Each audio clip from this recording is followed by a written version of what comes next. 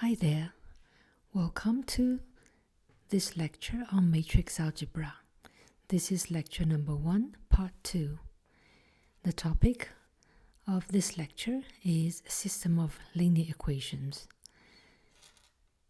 So in part 1, we covered system of linear equations and matrix coefficients. And we performed some operations to reduce the system into a triangular form. Today we'll focus our attention on the remaining topic, that is a form we call reduced row form, and to show with an example how to reduce a matrix into such a form. Okay, let's get started. Okay, so here's a definition. We say a matrix is in reduced row form if the following holds. So each row has a number of initial zeros strictly larger than the previous row, unless all of its entries are already zero. Now let's take an example of some matrices that are in reduced row form. So let's look at this example. So this matrix here is 4 by 4, and we see it has all these zeros. We mark them in blue. So let's say, so row 1, I don't have any zeros. So the number of initial zeros, meaning starting and count over. Okay. And so the initial zeros is 0, and then the next equation, there's 1, and the third equation, and there are 2, and the fourth equation, there are 3. So for each row, its initial zeros are strictly larger than the previous row. Actually, here it's larger by 1. So this is 3, it's bigger than 2, and then this 2 is bigger than 1, and this 1 is bigger than 0. Okay, so this matrix is in reduced row form. Now this one here, let's look at it. So for the first row is 0. So be careful here, we're counting only the number of initial zeros. So for this row, it starts with 3, so there's no initial 0, even though it later has zeros. Those don't count as the initial zeros. Okay, so there's 0 here, and then here, second row, I have 2 zeros, which is strictly bigger than the previous one, and then here I have 3 zeros, which is strictly bigger than here, which is 2. And the fourth row, I have 4 zeros, which is strictly bigger than the third row, which has 3 zeros. And then the next one also have 4 zeros, but this is in the case unless all of its entries are already 0. So if they're all zeros, and you can have more, and it will still make a reduced row matrix. Now, however, these following two matrices are not in reduced row form. Let's look at the first one. So here in row 2, I have 2 zeros, and in row 3, I have also 2 initial zeros. So 2 is not strictly bigger than 2, and therefore it doesn't satisfy the definition, which requires it to be strictly larger. Okay? And then the next one is similar. So for the first row, I have 1 0. And for the second row, I also have 1 initial 0. And 1 is not strictly larger than 1. And therefore, this is not in the reduced row form. So here comes the main theory of today's lecture. Here's a theorem. It says every matrix can be put into reduced row form by performing a finite number of elementary operations 1, 2, and 3. So we are familiar with the 3 elementary operations, and you can perform them finitely many steps, then any matrix will be in the reduced row form. So let's recall those three operations. So the first operation will be multiply a row by a constant c, which is not 0. And then the second one is switching two rows. And the third operation is to add to a row a multiple of another row. Okay, so we have done several examples doing this already. Let's take example first. We take another matrix and then we will perform finitely many of these operations and we'll show it reduces to the reduced row form. Okay, so here's the example. It's a 4 by 4 matrix and has all these numbers in it. Okay, so we're going to go through this in a systematic way.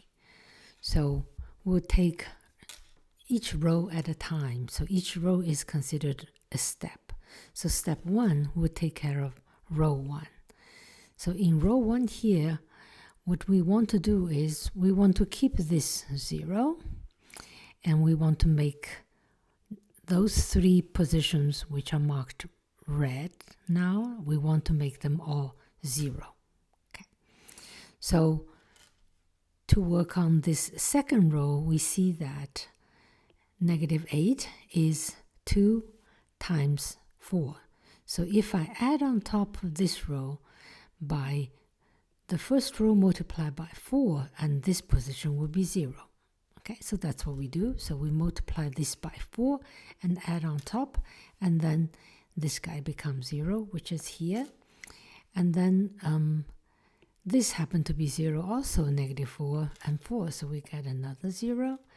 And then this one will be 3 times 4, 12, plus 1, I get 13, and then 0 plus 5 is 5. So I get the second row. Now I look at the third row. I want to make this position 0. So I see that I can take the first row, multiply by -3 and add on top, and then this element for sure becomes 0. Okay, so that's this step, and if we do that, we'll get 0, and then we will have +3 plus 5 gives me 8, and here's -9, which becomes -9, and then 0, and then I add it on top of 3, and 0 does nothing, I get 3. Okay, so now I have this one 0. So I still have one more, the last row here, the first element we want to make it 0. Then I see I can just multiply the first one by -1 and add on top. And this 2 minus 2 will be 0. Okay, and then this becomes 1 plus 3 is 4. Here's -3 plus 1 is -2. And here is -1. It doesn't change. So after this step 1, actually, which has 3 mini steps to take care of each row, now we have a matrix that has all zeros. For the first column, it has only the first number that's non-zero, and the rest becomes 0. So next one, step 2, which will take care of column 2.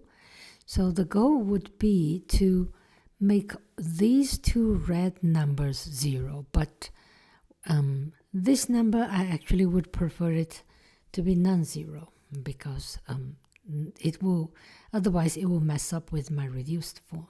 Okay, so I want to have a reduced form have 0 initial zeros, 1 initial zeros, 2 initial zeros, and 3 initial zeros for each of these rows. Okay, so and then I see that, okay, so let's look at this one. First, I want to make this guy non-zero. So I could switch it with any of the following two rows, the third or the fourth, whichever one will be fine. So let's say we randomly pick the fourth row and we switch it with the second. Okay, so then we have second here, and then I move the second one to the fourth. So now I see that this position is now already 0. I only need to make this position non-zero. Okay?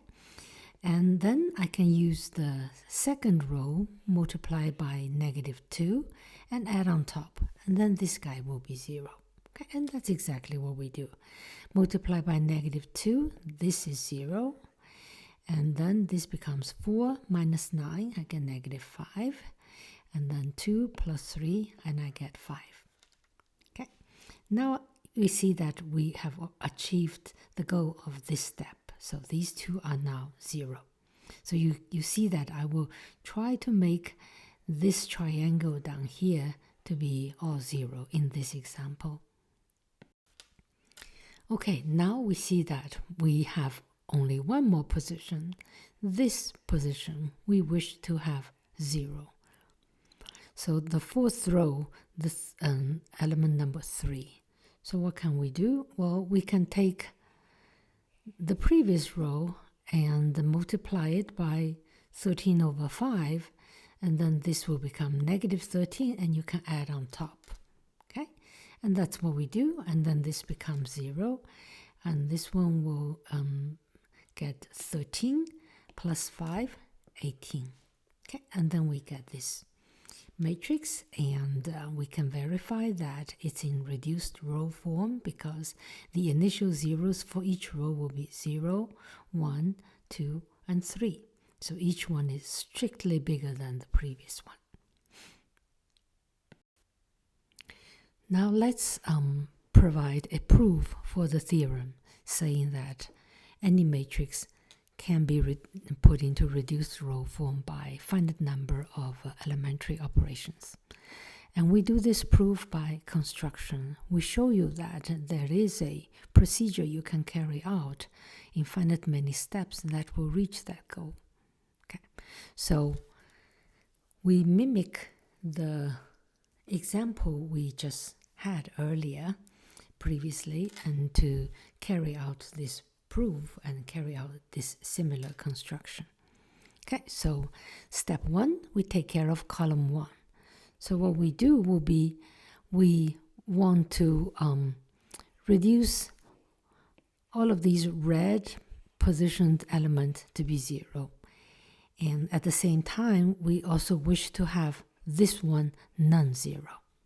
Okay, so if this first one shall be 0, then we will switch it with another row whose initial coefficient is non-zero to make sure that A11 is not 0. So we can carry out the following.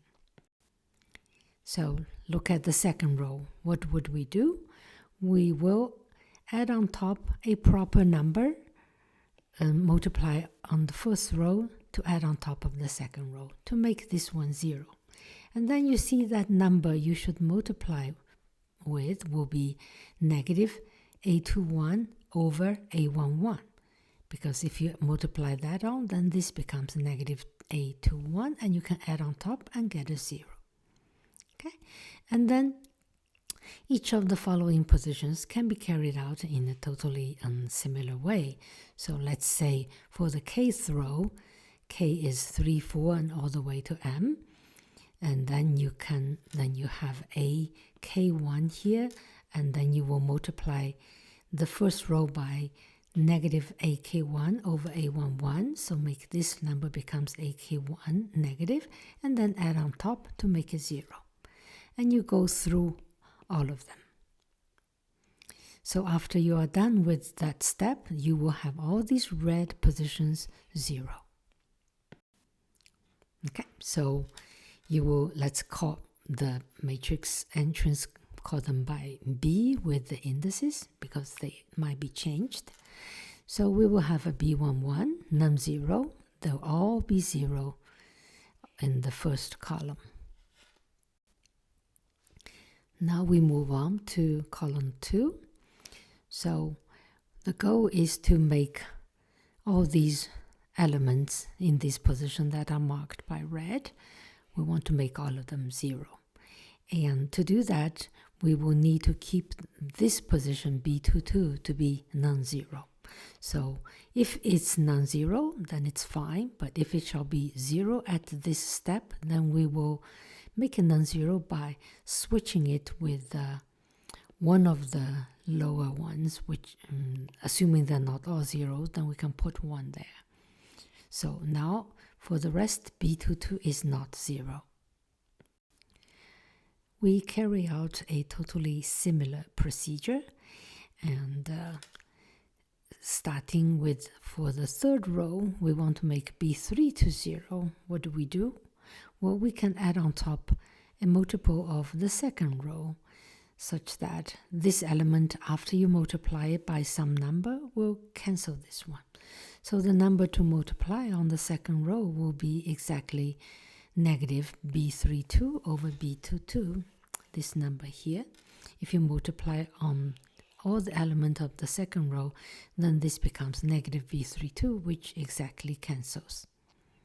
Okay, and then you can do it for B42, B52, to all the way to BM2. So for the kth row, when k is 4, 5, all the way to m, you carry out a similar procedure, adding the multiple of the second row by the number negative bk2 over b22.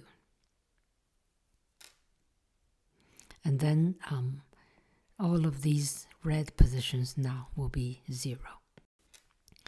Then you can repeat this procedure for the third row, the fourth row, the fifth row, and all the way through. And you can see that in a finite number of steps, you can reduce this matrix into a reduced row form. Okay, so you might be wondering, why is it so important, this reduced row form? Well, that is exactly the fact that once it's in the reduced row form, then you can quickly solve the equation if it has a solution, and solve it backwards as we did in the example. In the general case, this can also be done, but has some more complicated situations that one needs to take care of. Okay, and all of these we will be covering in the next lecture. Okay, so I hope you enjoyed this one, and I'll see you next time.